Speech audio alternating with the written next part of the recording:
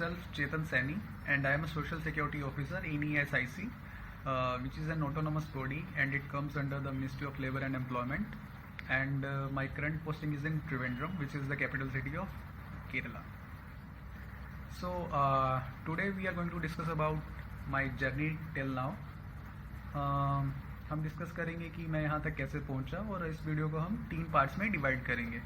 तो basically first part will be what to study for, second what to study and third how to study. How to study में मैं आपको छोटे मोटे tips and tricks दूंगा. Actually इतनी छोटी वीडियो में आप नहीं बता सकते, लेकिन मैं आपको छोटे छोटे ट्रिक्स जो मैं फॉलो करता था वो आपको बताऊंगा. Hope it will work for you also.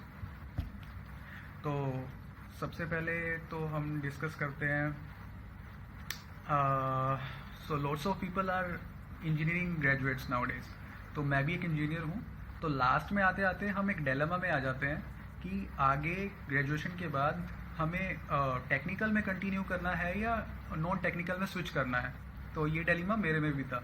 तो at that time I think कि हमें प्रैक्टिकल होना बहुत ज़रूरी है. We have to be pragmatic कि अगर आप टेक्निकल के कॉम्पिटिटिव एग्जाम्स में बैठ रहे हो तो आपको पता होना चाहिए that you are dealing with the people who have cleared their graduation from IIT और NIT people.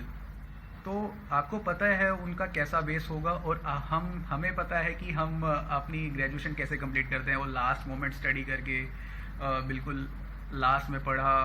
For us engineering is like getting a degree only. तो deep inside we all knew that. तो ऐसे मुझे पता था कि मेरे को नॉन टेक्निकल में जाना है, तो मैंने टेक्निकल का स्टार्ट भी नहीं किया. अब ऐसा ज़रूरी नहीं है कि मेरे कहने से सभी इसमें स्विच करें. आपका खुद का ओपिनियन होना चाहिए. It is totally your call. हमें पता होता है अगर आपकी ग्रेजुएशन अच्छी रही है, ज़रूरी नहीं है आईआईटी एनआईटी वाले ही अच्छा पेपर क्रैक करते हैं, आप भी कर सकते हैं. तो now coming to the main point कि ग्रेजुएशन क्लियर करते ही मैंने सबसे पहले सोचा कि मैं डिफेंस सर्विसेज में जाऊंगा. तो उसके लिए मैंने डिफेंस सर्विसेज के एफकेट और सीडीएस दोनों एग्ज़ाम्स दिए और मेरे हर बार रिटन क्लियर होता था, अच्छे मार्क्स से होता था. लेकिन मैं कॉन्फ्रेंस आउट हो जाता था. और कॉन्फ्रेंस आउट होने में तो मतलब एफकेट में तो ऐसा सीन था कि मैं एफकेट में मुझे मेरी शक्ल देखते ही मुझे भगा देते थे. व्हाट आई मीन टू से इज कि मैं स्क्रीन आउट हो जाता था. तो अब वो एफकेट वगैरह उसके बाद क्या होता है, उसमें एज बैरियर होती है. एज बैरियर के बाद अब स्विच करना था. तो बट उस टाइम तक मुझे ये पता लग गया था कि मैं नॉन टेक्निकल में एक्सेल कर सकता हूँ. तो उसके बाद हम ऑप्शंस देखते हैं व्हाट टू स्टडी फॉर. अब क्या क्या कर सकते हैं नॉन टेक्निकल में, जैसे कि एसएससी का दे सकते हैं, बैंकिंग का दे सकते हैं, आरआरबी एनटीपीसी का दे सकते हैं, इंश्योरेंस का दे सकते हैं, और जो भी पैरेलल सिलेबस वाले होता है कुछ भी एग्ज़ाम वो सभी दे सकते हैं. तो अभी क्या होता है कि सबसे पहले लोगों को क्या लगता है कि एसएससी, आप किसी से भी पूछने जाओगे कि एसएससी की तैयारी अलग होती है और बैंकिंग की अलग होती है. बट इन माय ओपिनियन ये दोनों सेम ही होती है मोर और लेस. कैसे कि अगर आप बैंकिंग की रीजनिंग करोगे तो आई डोंट थिंक कि आपको एसएससी की रीजनिंग करने की भी ज़रूरत है. मैंने नहीं की थी, मैंने दोनों की पैरेलल तैयारी की थी. तो before this let me tell you कि मैंने एसएसओ ज्वाइन करने से पहले बैंक में भी काम किया है. मैं बैंक ऑफ बड़ौदा में था, फिर मैंने स्विच करके पंजाब एंड सिंध बैंक में गया. बीच में मेरा एसबीआई भी क्लियर हुआ था बट आई डिडंट ज्वाइन. और एसबीआई क्लर्क. और इंश्योरेंस में मेरा एनएससीएल एओ का मैंने दिया था. मैं इंटरव्यू तक गया था लेकिन मेरा मेरिट लिस्ट में नाम नहीं आया था. आरआरबी एनटीपीसी में मेरा आरआरबी एनटीपीसी चंडीगढ़ जोन से क्लियर हुआ था, लेकिन मेरा फाइनल मेरिट लिस्ट में नाम इसलिए नहीं आया था. मार्क्स के अकॉर्डिंग मेरा क्लियर हो गया था, लेकिन मेरी डिग्री 5 to 10 डेज लेट थी, तो इसलिए वो मेरा फाइनल मेरिट लिस्ट में नाम नहीं आया था. तो अब वो सिलेबस की बात पे वापस आते हैं. तो मुझे लगता है दोनों का सिलेबस एक जैसा होता है. जैसे मैंने बताया रीजनिंग आप बैंकिंग की कर लो, एसएससी की ज़रूरत नहीं है. ऐसे ही एसएससी का आप मैथ्स कर लो और आपको बैंकिंग की मैथ्स करने की ज़रूरत नहीं है. इंग्लिश दोनों का सेम होता है मोर और लेस. बस आपका एग्ज़ाम पैटर्न अलग होता है लेकिन आपका सिलेबस सेम होता है. Are you getting my point? कि वो एग्जाम पैटर्न को मतलब कि एक्वाइंट करने के लिए आप मॉक टेस्ट दो, लास्ट में आप मॉक टेस्ट दो, लेकिन सिलेबस सेम होता है। ऐसा मत सोचो कि आप एसएससी की ही प्रिपरेशन कर रहे हो अगर आप कुछ पढ़ रहे हो, तो आप दोनों को साथ लेके चल सकते हो अगर चाहो तो। जीके बस थोड़ा सा अलग होता है जिसमें आपको एक एक्स्ट्रा एफर्ट लगाना पड़ता है, तो चलो वो अलग चीज़ है। तो ये तो था व्हाट टू स्टडी फॉर।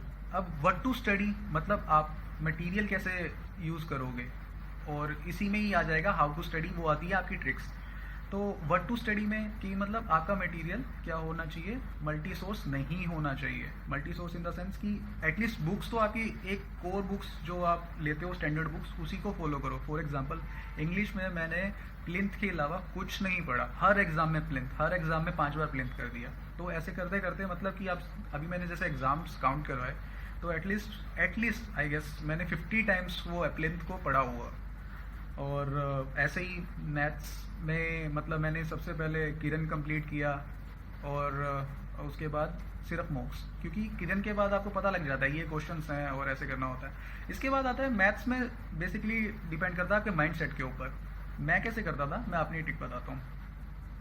मैंने कभी भी इस तरह से नहीं किया कि मुझे 100 क्वेश्चन करने हैं, मुझे 150 क्वेश्चंस करने हैं, मुझे 80 क्वेश्चंस करने हैं। मैं हमेशा ये टारगेट लगाता था मैंने उतने क्वेश्चन करने हैं कि मेरे को 20 क्वेश्चंस नहीं आए। अब वो चाहे 100 के बाद वो 20th क्वेश्चन आए, या 50 के बाद आए, चाहे 30 के बाद ही आ जाए। तो उससे क्या होता है कि एक्चुअल में आप चाहे 100 क्वेश्चन कर लो, स्टार्टिंग की बात बता रहा हूँ मैं, ऑल्दो आप लेटर स्टेज पे तो वो आपकी स्पीड तो इंक्रीज करेंगे, लेकिन आप स्टार्ट करो तब। तो क्या होता है कि आप 100 क्वेश्चन कर रहे हो और उसमें से आपको सिर्फ 20 क्वेश्चन नहीं आए, तो 80 क्वेश्चन तो बाय डिफॉल्ट आपको आते थे ना। आप सिर्फ वो 20 क्वेश्चंस ढूंढने के लिए वो 100 क्वेश्चंस कर रहे हो। Are you getting my point? तो यही चीज आप माइंडसेट में रखो कि 20 ऐसे क्वेश्चंस करने हैं, तब तक मैं करता रहूंगा जब तक वो 20 क्वेश्चंस में मैं नहीं अटकता। तो ऐसे स्टार्टिंग में क्या होगा, आपके ऑटोमेटिकली ही 100+ क्वेश्चंस होंगे डेली के। इंग्लिश में सबसे इम्पोर्टेंट रहता है आई गेस वोकेबलरी। अगर आपकी वोकेबलरी थोड़ी ठीक है तो मोरलेस आप सारा पेपर कर लेते हो, ठीक है। तो वोकेबलरी के लिए मैं क्या करता था कि ये अर्बन डिस्ट्रैक्शंस जो होती हैं जैसे व्हाट्सएप, और अभी सोशल मीडिया का ही अर्बन डिस्ट्रैक्शन में आप ले लो व्हाट्सएप वगैरह। तो मैं पर्टिकुलरली व्हाट्सएप यूज़ करता था। मैं अपनी ट्रिक ही बताता हूँ। तो मैं क्या करता था कि हम सभी ऐसी एज में हैं जिसमें हर किसी का कोई ना कोई क्रश वगैरह होता है।